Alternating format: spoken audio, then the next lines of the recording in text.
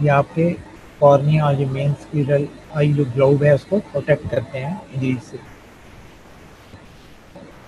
ज़्यादातर जो इंजरीज हैं आई की वो इंडस्ट्रियल टाउन में होती हैं। Common cause now will see what are the common causes of injuries in the children. They are playing with bow and arrow, throwing stones, खेलते हुए बच्चे ball, sharp pointed object like pen, pencil, sticks, इनसे जब बच्चे खेल रहे होते हैं इन चीज़ों से, उसे वो आँख में ट्रॉमा कर सकते हैं।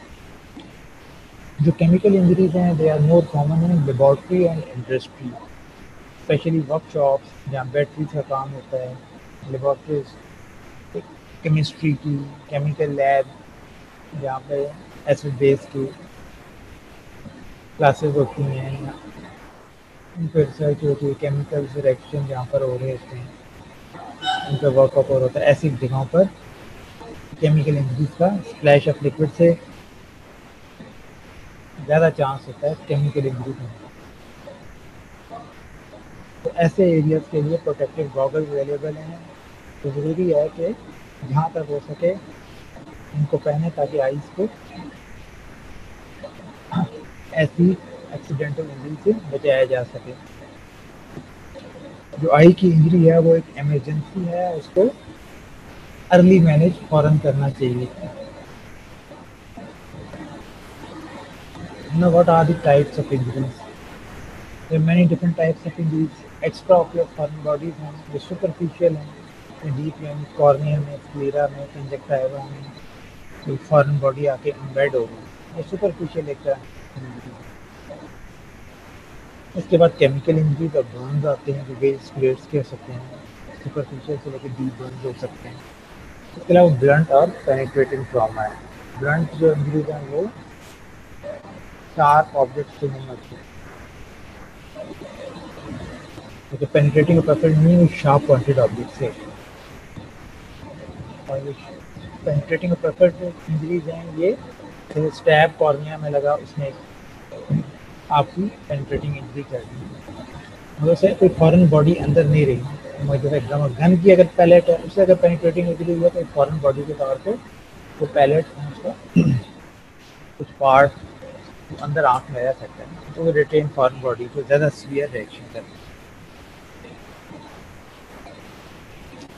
Now what is extraocular foreign body? Radiology क्या है कि स्मॉल पार्टिकल कोल का हो सकता है, डस्ट हो सकता है, हार्ड स्टोन्स होते हैं, स्टील, ग्लास, कॉमन मटेरियल जैसे छोटे छोटे हमारे सराउंडिंग एनवायरनमेंट में चीज़ें अवेलेबल हैं।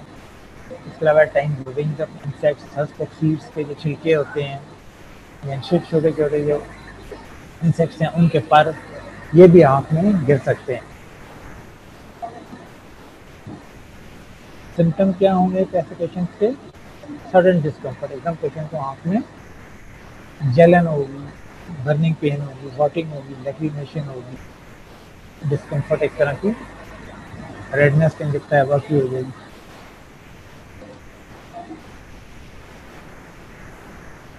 इरिटेशन और इरिटेटिंग फीलिंग जिसकी वजह से होती है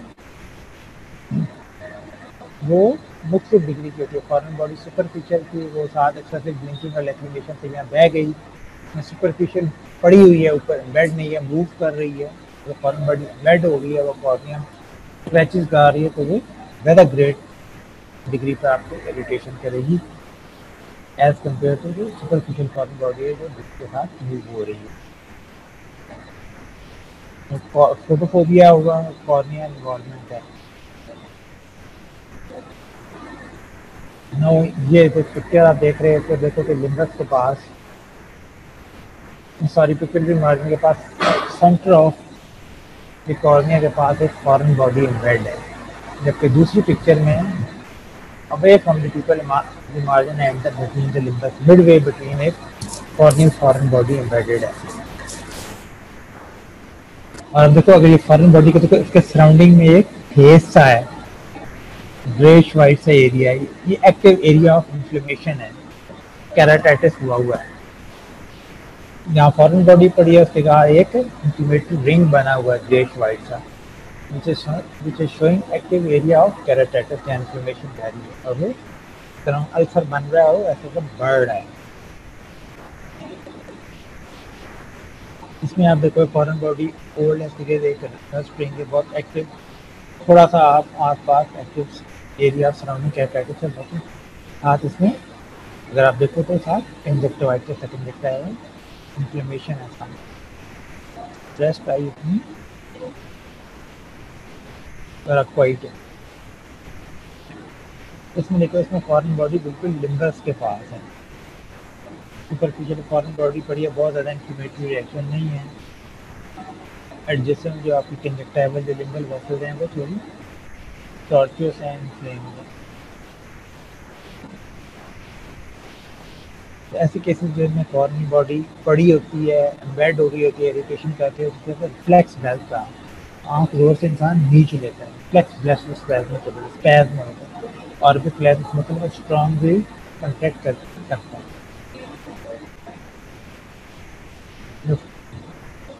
अब जो फॉरेन बॉडी है it may be visible on the bulbar conjunctiva, जहाँ स्क्लीरा है वहाँ भी नज़र आ सकती है, लिम्बस भी पड़ी कॉर्निया में बेड हो सकती है।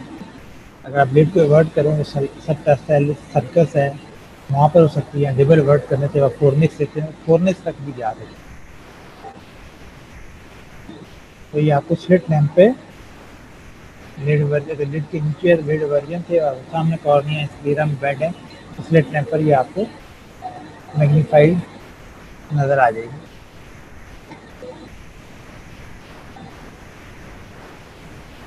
देखो ये reflex blepharospasm due to force by contraction of the orbicularis of light।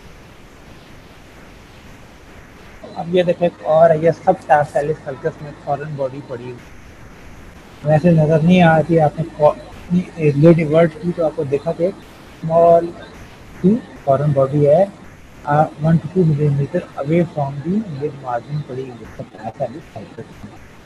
और इसी की वजह से आप नेक्स्ट तस्वीर देखो, ये आप फ्लोरेसेंस से स्टेन किया हुआ है, इसकी लिड अपर लिड की टू एंड फ्रो मूवमेंट्स की अप एंड डाउन मूवमेंट से रीज ब्लिंक इसमें कॉर्निया पे कितने स्क्रैचेस डाल दी जो फ्लोरेसेंस से स्टेन हुआ, ये सारा एब्रेजन्स कॉर्निया बनेगी। जब आप उसको ट्रीट नहीं करेंगे तो सारा अल्सर बन जाएगा, कॉर्निया स्लॉप हो जाएगी, थिनिंग हो जाएगी, परफोरेशन हो सकती है,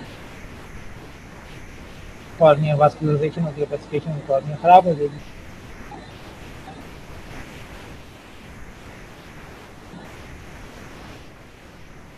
कॉम्प्लिकेशंस क्या सकती हैं, कंजक्टिवाइटिस हो सकता है due to secondary bacterial infection, bacterial infection से आपको कंजक्टिवाइटिस हो सकता है।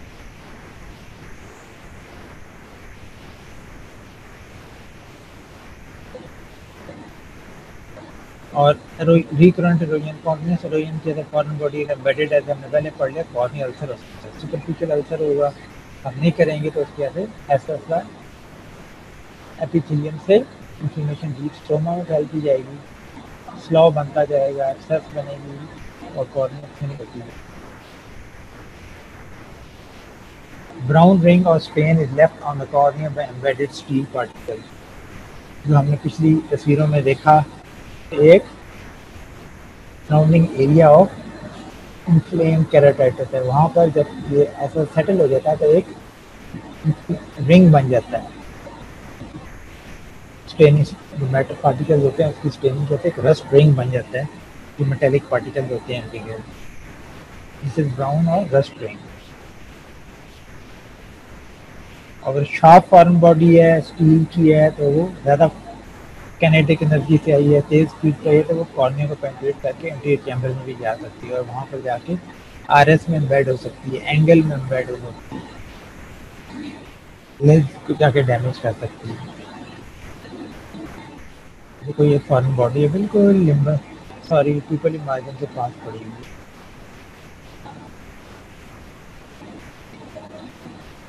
अगेन देखो ये एक फॉरेन बॉडी है, लिम्बस से 1 to 2 मिलीमीटर अवे पड़ी हुई है, 4 o'clock की पोजीशन पे और सराउंडिंग एरिया ऑफ हेज है, ग्रेट वाइट एरिया है उसकी फॉरेन बॉडी के, जो जाहिर कर रहा है कि यहाँ पर अभी एक्टिव एरिया ऑफ इन्फ्लेमेशन है, वास्कुलराइजेशन शुरू अभी तक नहीं हुई, लिम्बल वेसल ने प्लेट करके भी हील करना शुरू हुआ, उनको पेसिफिकेशन बननी शुरू नहीं हुई। ये लोकलाइज कॉर्निया की वापनी तो ब्लड वेसल्स है नहीं, लिम्बस से वो आएंगी, जितनी लिम्बस के बाद है हमारा वस्कुलेशन अर्ली हो जाती है, जो सेंटर में होता है वहाँ मुश्किल होता है।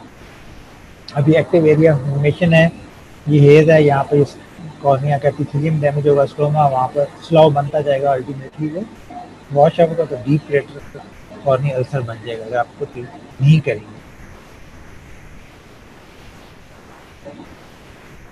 तो ट्रीटमेंट क्या, आपने आंखों को रब नहीं करना, जैसा फॉरेन बॉडी है और ज़्यादा एब्रेजन कर सकती है, जो अभी कॉर्निया बची हुई है वो सब फर्दर मूवमेंट से और एरिया डैमेज कर सकती है, और अगर शार्प और डीप पेंट्रेट करके चैम्बर में जा सकती है, डीपर टिश्यू को भी कॉर्निया के डैमेज, एपिथेलियम में भी तक है, ज़्यादा उसको आप रब करेंगे ओके स्ट्रोमा को भी डैमेज कर देगी, और बहुत डीप पेंट्रेट ये चैम्बर में कभी डेफिनेट कर दी।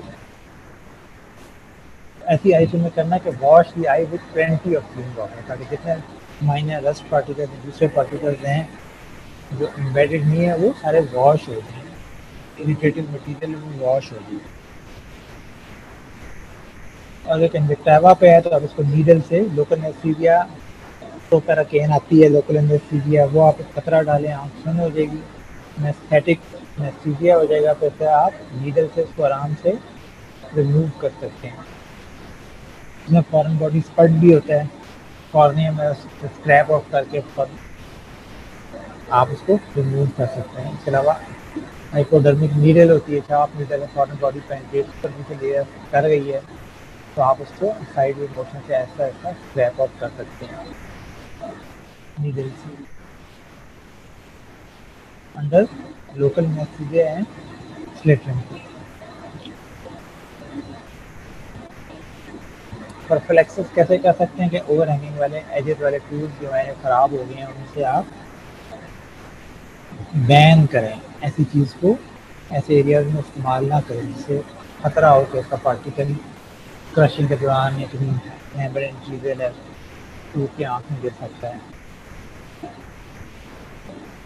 Guards are put on machine for grinding, protective goggles हैं वो यूज़ करें, एजुकेशन यूज़ करें, सेफ्टी नोटिस लगाएं, लेक्चर्स दें, जो आप ऐसे वर्कर्स हैं उनको आप प्रिकॉशंस क्या उनको लेनी है वो उनको बताएं। दीज आर प्रोटेक्टिव गॉगल्स जो ऐसे एरियाज में वियर करने चाहिए। Now what are chemical injuries and burn? Burn वो इंजरी है जो hot water, steam, hot ashes, explosive powder, molten metal, इन सब चीज़ों से जब ये आँख में गिरती हैं, तो छींटे गिरते हैं, स्प्लैश गिरता है, तो ये बर्न्स कर देते हैं। इसके अलावा केमिकल इंजरीज जो है वो लाइन से भी हो सकती हैं, एसिड और अल्कली से भी हो सकती हैं, like sulphuric acid, hydrochloric acid. Now we come to the epidemiology. Chemical burns हैं between 7.7 to 18% of ocular trauma को रिप्रेजेंट करते हैं। यानी आप देखो up to 8 to 20% of the cases जो हैं 1/10 से 1/5 केस 20% अराउंड मैक्सिमम में अराउंड 20% केसेस ऑक्यूलर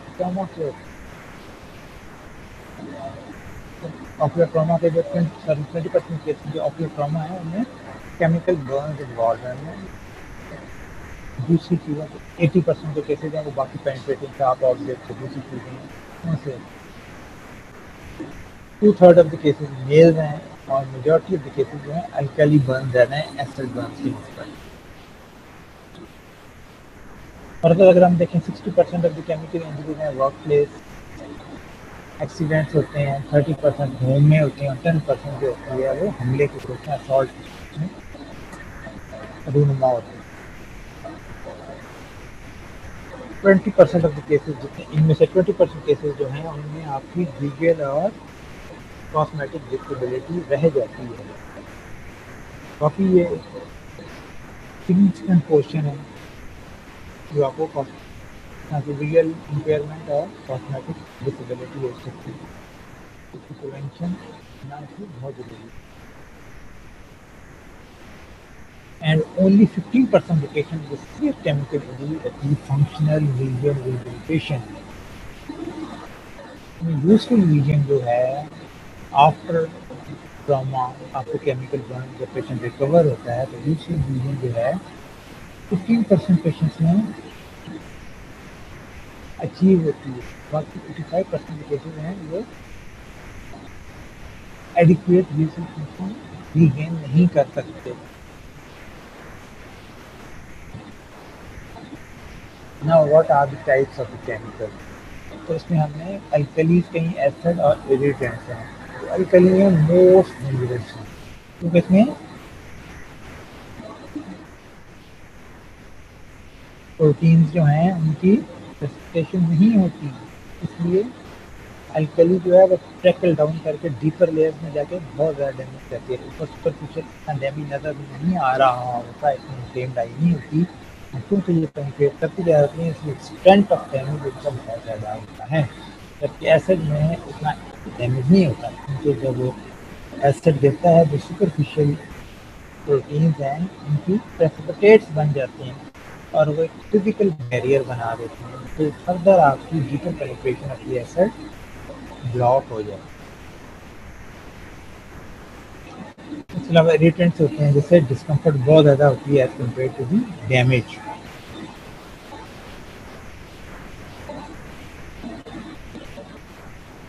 और आप देखें ये एक चार्ट है, इसमें लिखा हुआ है common causes of chemical injuries. उसमें क्या है, अल्कली कौन से हैं और एसिड कौन से हैं। कॉमन अल्कली जो हमारे यहाँ यूज होती हैं उसमें अमोनिया है, लाइम है, पोटेशियम हाइड्रोक्साइड है, मैग्नीशियम हाइड्रोक्साइड। अमोनिया या फर्टिलाइजर में, रेफ्रिजरेटर्स में, क्लीनिंग एजेंट्स जो हैं उनमें ज़्यादा यूज होता है। लाइम और ड्रेन क्लीनर में यूज होता है। Potassium hydroxide, phosphate potash, magnesium sparklers में होता है। लाइम जो है प्लास्टर में, मोटार्स में, वाइट वॉशर सब में लाइम यूज होता है। तो ये कॉमन चीज़ें हमारे यहाँ घर में यूज होती हैं, इसमें रिस्क है, इसलिए आपको ख्याल करना चाहिए। देन एसिड्स, एसिड में सल्फ्यूरिक एसिड है, सल्फरस एसिड है, हाइड्रोक्लोरिक एसिड है, एस्टिक एसिड है, क्रोमिक एसिड, हाइड्रोक्लोरिक। ये भी industrial battery acid, sulphuric acid, battery acid, खासतौर पर बैटरी फटने से, फ्लैश ऑफ बैटरी से तो ये मैकेनिक की आँख में गिर सकते हैं, आँख को डैमेज कर सकते हैं। बाकी सल्फरस एसिड है, फूड वेजिटेबल प्रिजर्वेटिव्स में होता है, ब्लीच में होता है, रेफ्रिजरेंट्स में होता है, हाइड्रोक्लोरिक है, ग्लास पॉलिशिंग, ग्लास फ्रॉस्टिंग में, मिनरल रिफाइनिंग में, गैसोलीन में, एस्टिक एसिड है, विंगर में होता है, क्रोमिक एसिड क्रोम इंडस्ट्री। और इसके बाद आ गया हाइड्रोक्लोरिक एसिड, जो ये 30 to 30% ऑफ सोल्यूशन है, ये यूज होता है।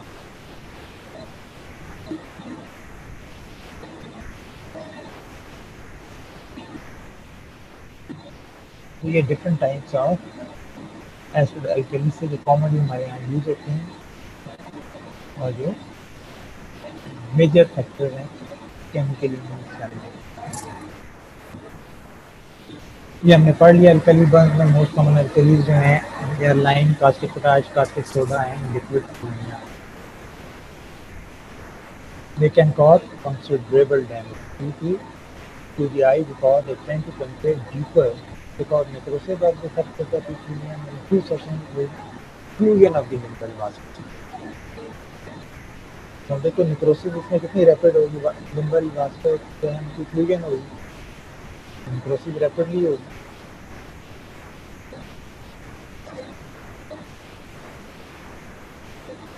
तो ऐसे केसेस में क्या होता है, they lead to decrease vascularity of the anterior segment, कॉर्निस्टेशन, मेल्टिंग, कैटरेक्ट, ये सारी कॉम्प्लिकेशंस को डेवलप कर देते हैं। जब केमिकल जो है आपके लिम्बस वास्कुलरिटी को अबलेट करेगा, ये सेगमेंट में जो ब्लड वेसल्स ये आ रही है लॉन्ग सिलरी आर्टरी, तो सारी इंक्लूजन हो जाएगी उनकी, हो जाएगी, तो वहाँ भी आपकी वास्कुलरिटी के सेगमेंट खत्म हो जाएगा, ये सेगमेंट की निक्रोसिस होने कर रहा है, क्या कॉर्निया ओपेक हो जाएगी, मेल्टिंग हो जाएगी, कैटरेक्ट बन जाएगा, लिड जब कॉर्निया से जुड़ गई सिंगलेफ्रॉन बन गए। ये देखो ये कॉर्निया कैसे लस्टरलेस हो गई है, शाइनिंग कॉर्निया की खत्म हो गई, डल लस्टरलेस कॉर्निया। लिम्बस के आसपास बिल्कुल सफ़ेद एरिया हो गया यहाँ। वैसे आपको कोई यहाँ पर लिम्बल वैसे नजर नहीं आ रही यहाँ पे, सारी डल acute alkali burn marks there.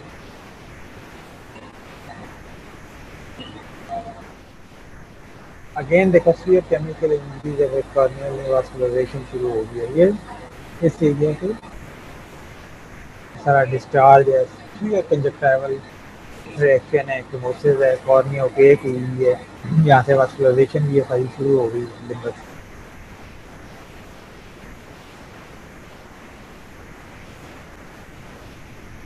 ये देखो vascularize healed cornea, cornea opaque होगी, वैसे सारी लिम्बस से आके उन्होंने हीलिंग कर दी है। और ये एक नॉन यूजफुल रीजन वाली खाली आई रह गई है।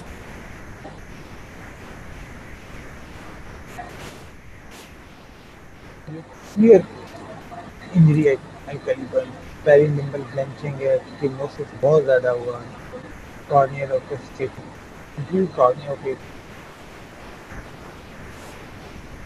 अगेन देखो ये सिम्बलेफ्रॉन बना हुआ है, ये लोअर लिड के सिम्बलेफ्रॉन है, ये पेल्पिबर कंजक्टिवा कॉर्निया के साथ एडहेयर हो गया, ये भी बने हुए हैं सिम्बलेफ्रॉन, ये भी अपर लिड का सिम्बलेफ्रॉन बना हुआ है। ये सिम्बलेफ्रॉन तोड़ रहे हैं glass rod, anti glass rod से ब्रेक कर रहे हैं ब्लंट। ये देखो various technique of symblepharon after chemical burn.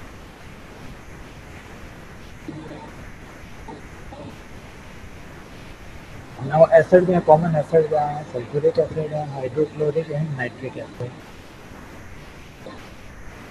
They are less serious in alkali burn because they coagulate the surface proteins and penetrate surface proteins की जो coagulation होती है, एक फिजिकल बैरियर क्रिएट होती है, उसके नीचे फर्दर पेनिट्रेशन जो है एसिड की रुक जाती है।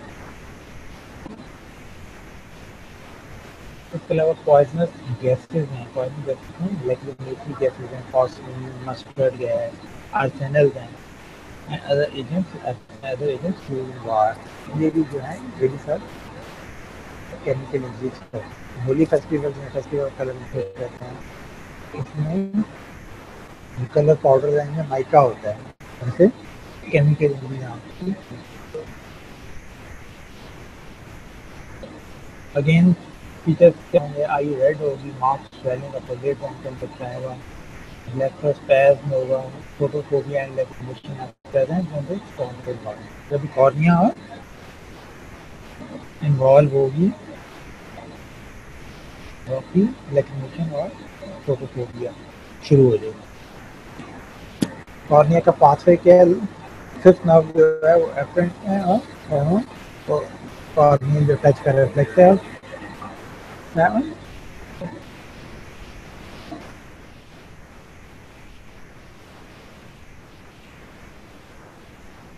Now what is the difference between alkali and acid burn? Alkali है more severe burns करती है, जबकि acid less severe burns करती है। alkali की penetration बहुत rapidly है, जबकि acid की डीनेचर कर देता है प्रोटीन्स को, उनकी कॉर्नियल स्टोमा फॉर्मिंग करके डेजर्टिंग एडिशनल करें। कॉर्निया के पेस्टेट स्टोमा में बन गए, वहाँ फिजिकल बैरियर बना आगे पेनिट्रेशन होता है। जबकि alkali they combine with cell membrane, they spread nucleopolysaccharide and collagen, resulting in disruption of the cells and necrosis of it. This quantifies cell membrane and intracellular disease for the repeated penetration to deeper layer.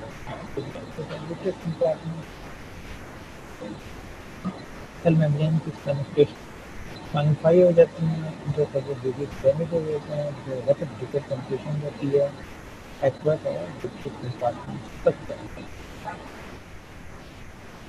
कंजक्टिवल vessels की necrosis और जिसको हम ये cooked fish आई appearance होती है cornea की, काफी white opaque cornea.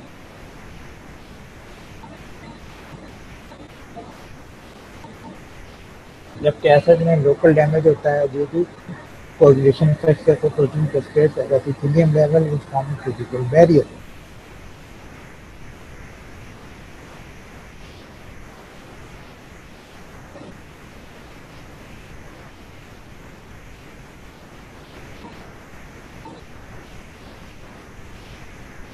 Now grading of chemical chemical grade कहते हैं कि 4 ग्रेड्स हैं. ग्रेड 1 में कॉर्निया आपकी क्लियर है और लिम्बल स्क्रीनिया भी है.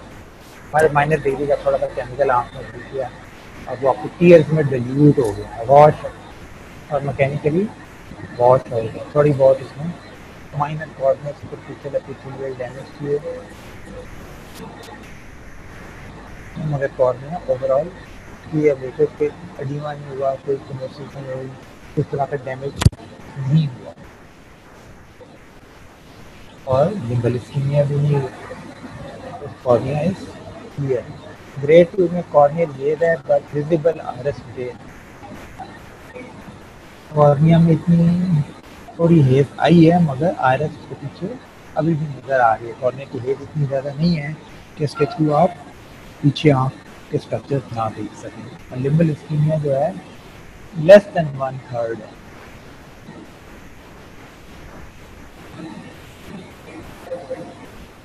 ग्रेड 3 में क्या हुआ, total loss of corneal epithelium. Stromal hedge होगी तो कॉर्नियल एपिथेलियम कंप्लीट लॉस हो गया, तो स्ट्रोमा इन्वॉल्व हो गई. जब स्ट्रोमा हेज होगी आइरिस प्योर होगी. उनके डिफरेंट सकते हैं जो उसका फंक्शन था स्ट्रोमा का डिस्ट्रक्शन ऑफ लाइट करने का, वो ख़त्म हो गया. आपने जब कॉर्नियल ट्रांसपेरेंसी के फैक्टर्स पढ़े थे आपने पढ़ा था स्ट्रोमा है इसमें जो लेमुलर अरेंजमेंट्स होती हैं कॉर्नियल फाइबर्स की, तो वेवलेंथ ऑफ लाइट से कम होती है, जिससे डिस्ट्रक्टिव इंफ्लुएंस से लाइट स्कैटर नहीं होती है, कॉर्निया ट्रांसपेरेंट रहती है. अब क्योंकि ये डिस्ट्रक्टिव इंफ्लुएंस खत्म होगी, स्कैटरिंग होगी, कॉर्निया में हेयर आ गया है, एडिमा हो गया, इसलिए विजिबिलिटी पुअर हो जाएगी. इसमें 1/3 टू हाफ ऑफ दी जो आपका लिम्बस है उसमें कीमिया होता है. ग्रेड 4 में complete 8 cornea more than half of the limbus more than 180 degree of जो है वो डैमेज हुए. इसको हम दूसरा ये है, इसको हम कहते हैं Roper Hall classification. 4 grades prognosis, पहले दोनों गुड है, तीसरे में गार्डेड है, चौथे में पुअर है. पहले में खाली कॉर्निया एपिथेलियल डैमेज है, तीसरे में हेज है, आइरिस डिटेल विजिबल है, तीसरे में आइरिस डिटेल खराब हो गई है, आखिर में तो कॉर्निया ओपेक होगी और कुछ नहीं. साइंस क्या होंगे, इसकी congestion marks of one Islamic नज़र आ सकते हैं. कॉर्निया डल ओपेक हो, प्रोसेस हो गई है, कुछ एरिया कंप्लीट डैमेज हो गया है, स्लॉट हो जाएगा, फ्लफ बनेगा, डेब्रिस बनेगी, स्लॉट हो जाएगा, कॉर्निया का क्रेटर बनेगा. फ्लोरेसेंस स्टेनिंग करेंगे तो पॉजिटिव हो गए, जितना एरिया में फिल्म डैमेज हुआ वहाँ पर स्टेनिंग नज़र आएगा.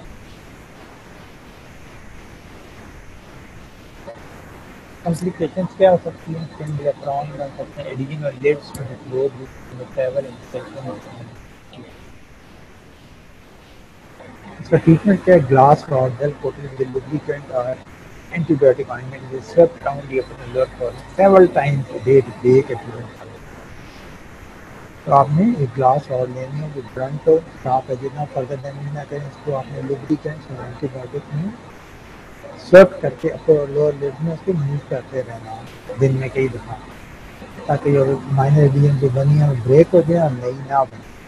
क्योंकि sulphate in the travel cornea की दोनों सरफेस रफ हुई हैं, वो जो रफ सरफेस होती है जो एपिथेलियम नहीं होता, वो फर्दर फॉर्म की एडियम बनती है. जब एपिथेलियम ग्रो कर देगा इन लेयर्स पे, आप अगर इनको एंटीबायोटिक से सेपरेट और लुब्रिकेंट से सेपरेट रखेंगे, उतनी देर में एपिथेलियम ग्रो कर देगा, हील हो जाएंगे, तो वापस में एडीनल नहीं बनेंगे। क्या कॉर्नियल अल्सर हो सकता है जो ऑपरेशन के बहुत chance depending on the severity. Now clinical course क्या है? Macaulay has divided the clinical course of chemistry into 4 distinct categories. एक है immediate है, acute है, 3 to 7 days है, फिर early है 7 to 21 days और late phase है 2 से 7 months तक phase जाता है।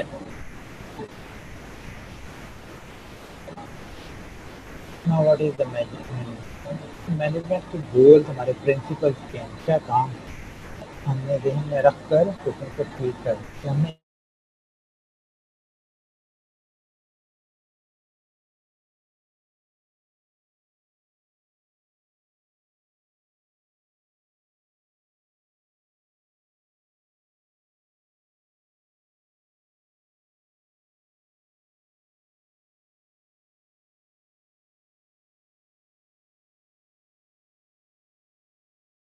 इंडिकेटेड और फॉरेन तो कैसे हम मोस्ट इंपॉर्टेंट कैसे हम करते हैं सुपीरियर इरिगेशन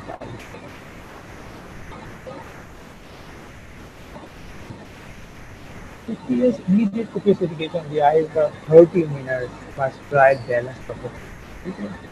20 से 25 से 30 मिनट आप उसको सलाइन ये बैलेंस करने लाइन सिस्टम से आँख को घुमाएं, ताकि जो अल्कलाइन आइदर मटेरियल या ऐसा मटेरियल जो था वो वॉश आउट हो गया, उसकी मिट्टी नॉर्मल एक आई की होती है आई में उसकी नसीहत है चीज हो गई।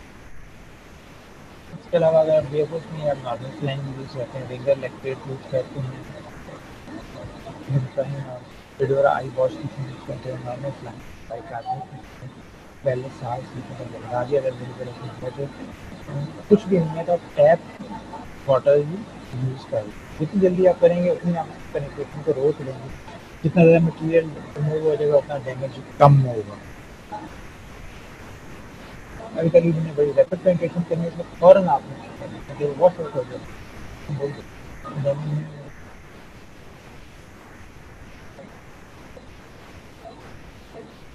हैवी मेटल्स लाइक सोडियम है, पोटेशियम है, कैल्शियम है, they react violently and explosively with water, produce fast hydroxide, liberate much heat in its production, result in become thermal and chemical.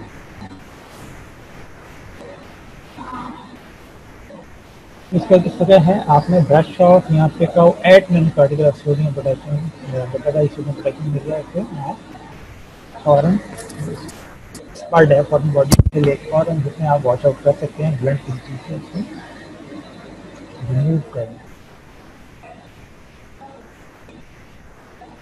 उसके बाद jet of high pressure water as भी जैसे डालें ताकि वो केमिकली रिमूव हो।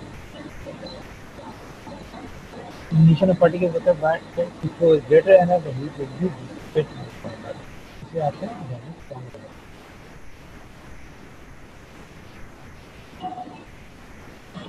आई irrigation eyelid should be immobilized with a detector और eyelid speculum से आई को अच्छी तरह खोल लें ताकि मैक्सिमम एरिया आपकी विजिबिलिटी भी आ जाए। तो आपके एनेस्थीसिया आप इंस्टॉल कर सकते हैं। एम्बेडेड पार्टिकल हैं, आपको उसको स्क्रैप ऑफ करना है जो डैमेज कर रहे हैं पेनिट्रेशन का खतरा है। Irrigation may be accomplished using hand, head, IV tubing, nasal cleaner, latency IV tubing, eyelid speculum, no vein, Mediflow lens, type special type की clear lens है जो IV tubing से फिट हो सकती है। सब चीज़ें जो अवेलेबल है उसे आपने इमीडिएटली पेशेंट को आई को वॉश करने और जितनी जल्दी न्यूट्रल की तरफ लेते हैं। मतलब ये आप जैसे तो अब ये दिखा रहे हैं कि आई प्यूरिफिकेशन एनेस्थीसिया डाला फॉर्निक्स को वॉइस सप्राइल कॉटन स्वैब से retained foreign body particle remove करने के लिए ट्रीट किया गया। लिटमस पेपर से आप pH of the pH liquidity आप चेक कर सकते हैं। 14 irrigation until जितना protect your nucleus here. आपने nucleus के नीचे जाने तक इसको irrigate करना है और लिटमस पेपर से चेक करते हैं yes nucleus आ गई है नहीं।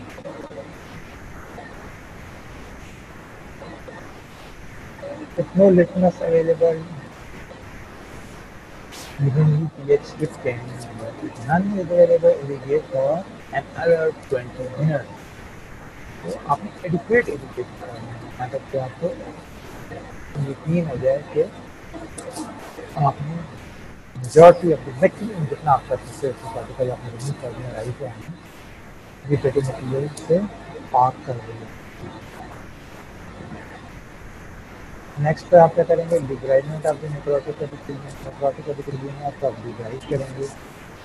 पैरासिस के एक्सटर्नल सर्कुलेशन सर्कुलेशन बर्न आई में भी incapable of lowering aqueous pH by more than 1.5. Removing aqueous by paracensis.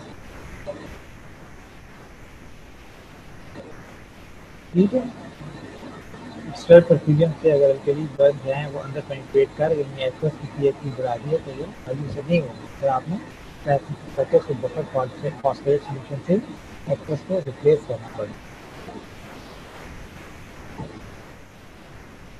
के फर्स्ट 2 वीक में प्रोफिलैक्टिक टॉपिकल एंटीबायोटिक्स देने चाहिए। तो डायबिटिक फ्री ड्रॉप्स अवेलेबल है वो बहुत ज़्यादा दिक्कत है। 60 टॉपिकल लुब्रिकेंट्स हैं, topical viscoelastic, preservative free eye drops को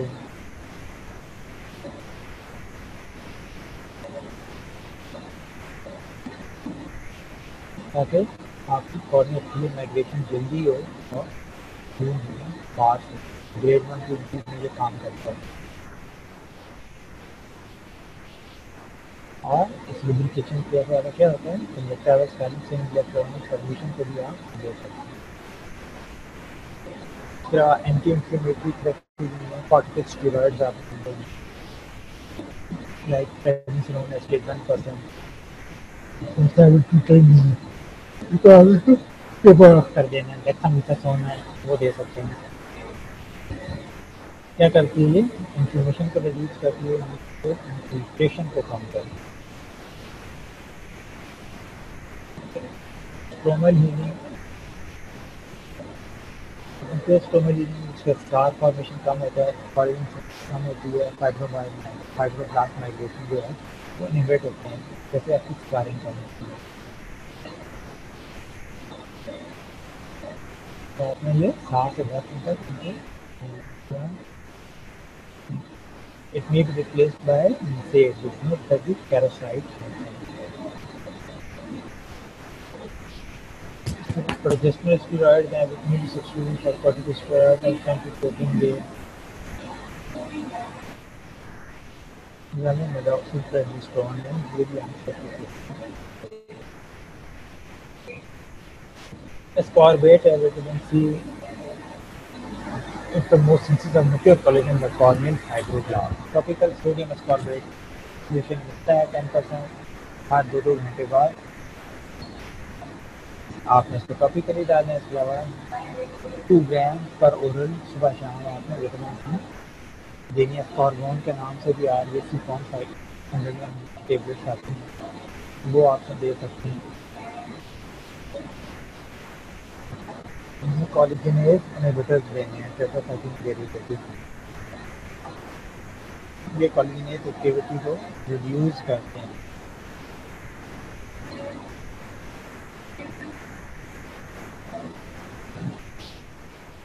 जैसे क्या होता है कि probably due to chelation of the zinc at the active site of the collagenase.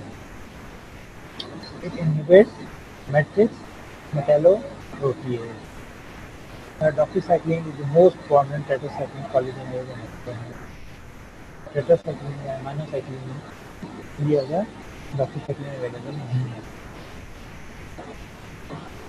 Sodium citrate acetic acid 10% topical आपकी ऑडी सिस्टीन एस्टर ल्यूकोलाइटिक एजेंट हैं। Sodium ethylene diamine tetra acetic acid EDTA chelating agent है calcium EDTA and penicillin. ये सब क्या कहते हैं, impair chemotaxis phagocytosis and release of lysosomal enzyme. जब इन्फ्लेमेशन कम होती है आपकी फाइब्रोब्लास्ट की रिप्लिकेशन कार्य करना। इसके अलावा synthetic carboxyl peptide polymerase inhibitors available हैं। There are 10,000 fold more potent polymerase inhibitors. The recombination inhibitors भी अवेलेबल है। इसके अलावा आपने क्या करना है, साइक्लोप्लेजिक्स लेने हैं स्पैज़म ऑफ पेन को रिड्यूस करने के, स्मूथी फॉर्मेशन करने से होते हैं।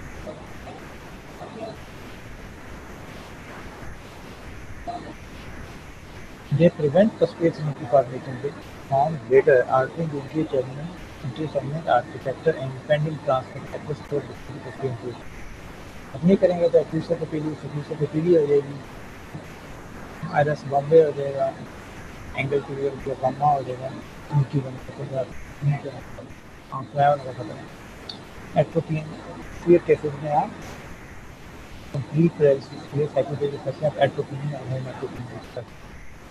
चलो आईओपी कंट्रोल करना, टिमोलॉल है, ड्राइमोनिडिन, जोरजालामाइड, टेस्टोजोलामाइड, एथालोसामाइड, ग्रुप ऑफ ड्रग्स हैं जो हम आईओपी कंट्रोल करने के लिए इस्तेमाल करते हैं।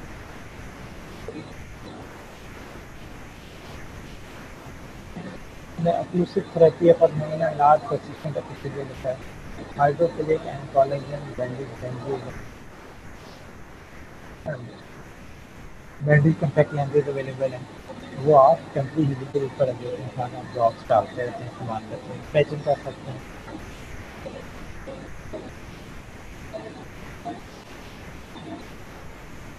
टेम्परी टार्सोरेपी कर सकते हैं, जहाँ नॉन हीलिंग कॉर्नियल अल्सर बना हो, कॉर्नियल फीलिंग हो रही है, डेस्मेटोसी कॉर्नियल परफोरेशन का चांसेस है, वहाँ टार्सोरेपी करते हैं। कंजक्टिवल ब्लड वेसल्स जो आती हैं, वास्कुलरिटी लगती है जल्दी सब्सक्रिप्शन तो होती है, मगर कॉर्नियल हील होती है और कॉर्नियल परफोरेशन का बच जाता है।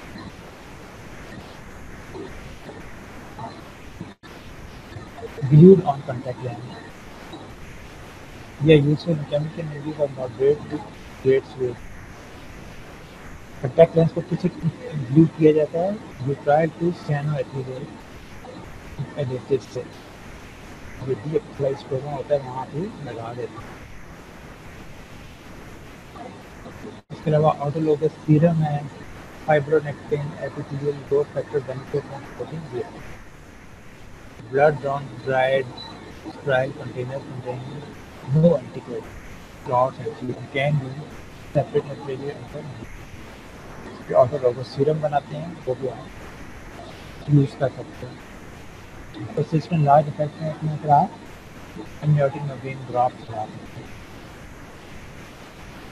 अब chronic management जो 3 weeks और beyond है, इसमें आपने लॉन्ग टर्म ट्रीटमेंट का फॉलो अप करना चाहिए। जितनी चीज़ें भी होती है कर सकें, जितनी उसको कंफर्टेबल बना सकें।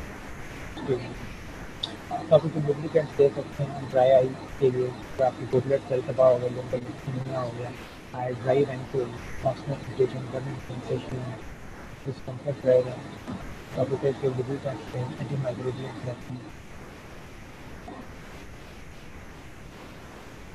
जब तक नहीं होता है एपिथेलियल डिफेक्ट परसिस्ट करते हैं, एंटीबायोटिक कवर दें, एंटी इन्फ्लेमेटरी थेरेपी दें, steroids should be stopped. Ideally steroids minimum use करें और नसेट्स उनकी रिप्लेस करें जहाँ पे ज़्यादा लकड़ी यूज़ करें। आईओपी लोअरिंग एजेंट्स आपने यूज़ करते रहना है। Inhibitor of matrix metalloprotease collagen continue अंडर सर्किट टेक जब तक एपिथेलियल रिप्लेस नहीं हो जाता, एपिथेलियल इंटेग्रिटी नहीं हो जाती, कंटिन्यू फॉलो करने ही देता है। टिश्यू एडहेसिव हैं, they are effective in arresting further sterile corneal staging and maintaining integrity of the tissue. With impending perforation, actual perforation that are 1 mm और smaller, बड़ी हो फिर आप ये टिश्यू एडहेसिव से क्लोज नहीं होता, फिर आपको उसको स्टिच करना पड़ता है। Absolutely. Maybe remove allowed to exit to spontaneously after 6 to 8. When a fewer fibrovascular scar has formed and related to called stoma. इसके बारे विटामिन ए है retinoic acid ocular circular disease is a persistent or long term इसमें फिर आप ये साथ use करते हैं it promotes goblet cell recovery and improves ocular surface function.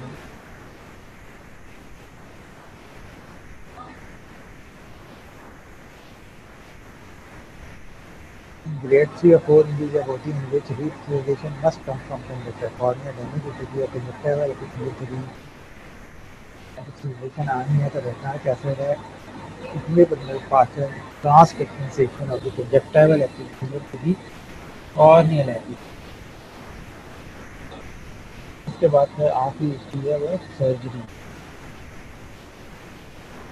Early surgical intervention जो है उनके एडवांसमेंट ऑफ टेनन फेशियल के लिमिट ट्रांसप्लांटेशन कर सकते हैं सर्कुलेशन साथ प्रोजेक्टाइल ग्राफ फर्स्टियर होते हैं एमनियोटिक मेम्ब्रेन ट्रांसप्लांट करते हैं पेनिट्रेटिंग कैटोप्लास्टी और use to rejection of region ट्रांसआई वाइड एक्टिव इंफॉर्मेशन वास्ते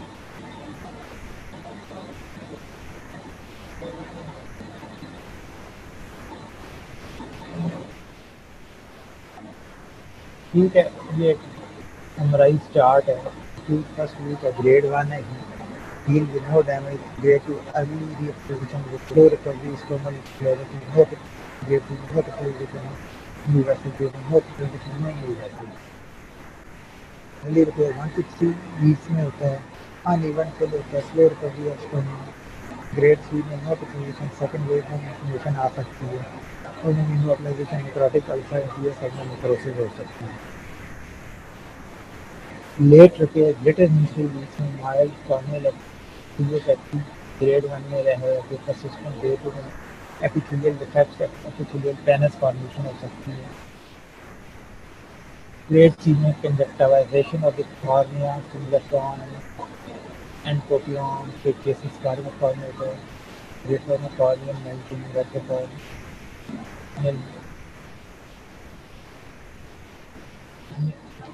कॉर्नियल मेम्ब्रेन बन सकती है हाइपोटोनिक सेप्टिसाइटिस गड़बड़ी में हो सकती है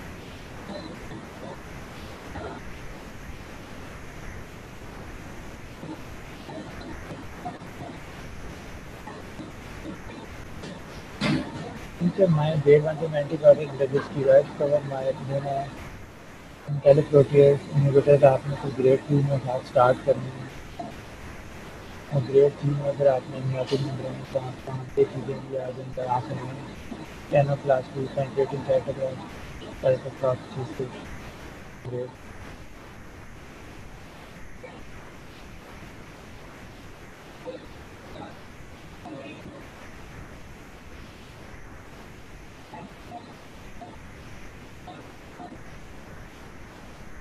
पढ़ लिया ग्रेड 4 में हमने conjunctival and tenonplasty amniotic membrane transplant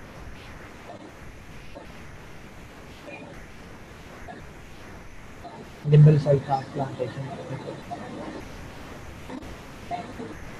and living related conjunctival limbal allograft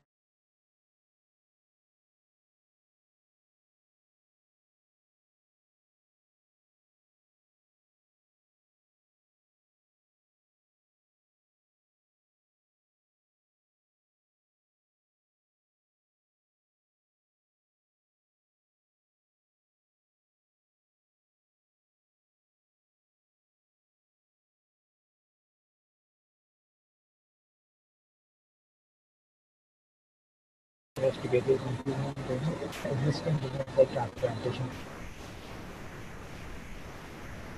Mucosal membrane transplantation,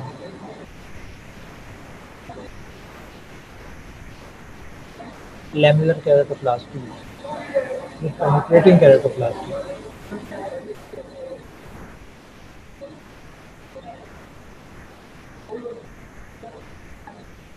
तो ये क्रॉस बूस्टिंग के keratoplasty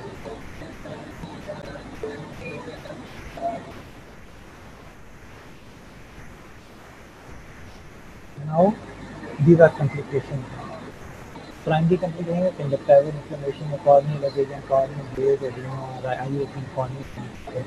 Secondary glaucoma, cataract, corneal thinning, palpitation, corneal ulceration, globe complication.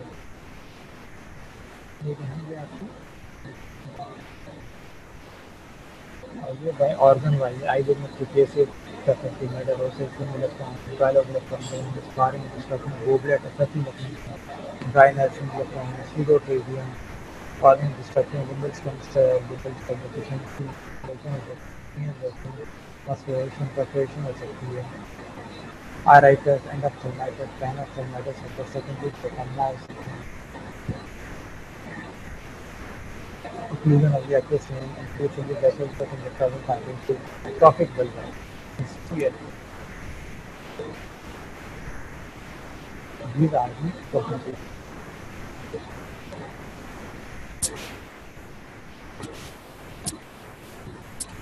Thank you very much.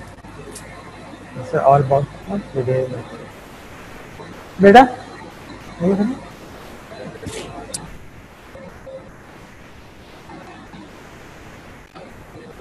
हाँ meeting leave कर दी कैसे करेंगे करो